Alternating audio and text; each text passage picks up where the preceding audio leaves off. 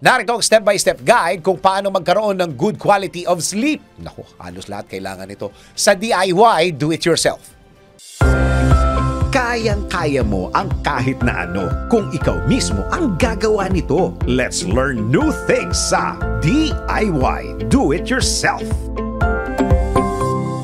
Naaalala mo pa ba kung kailan ka huling nakatulog ng at least 8 oras? Ayon sa mga eksperto, ang sapat na tulog ay malaki ang may tutulong sa energy at productivity ng isang tao. Kaya narito ang ilan sa mga maaari mong gawin para makabawi at para maging good quality ang tulog mo.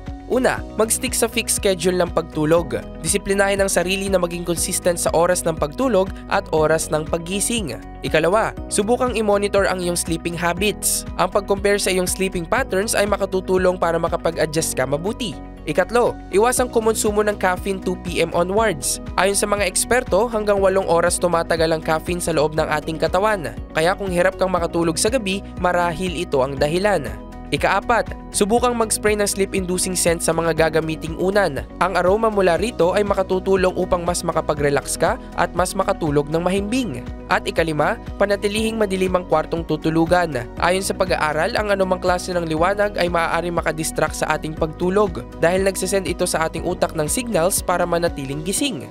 Gets mo ba? Sige nga, do it yourself!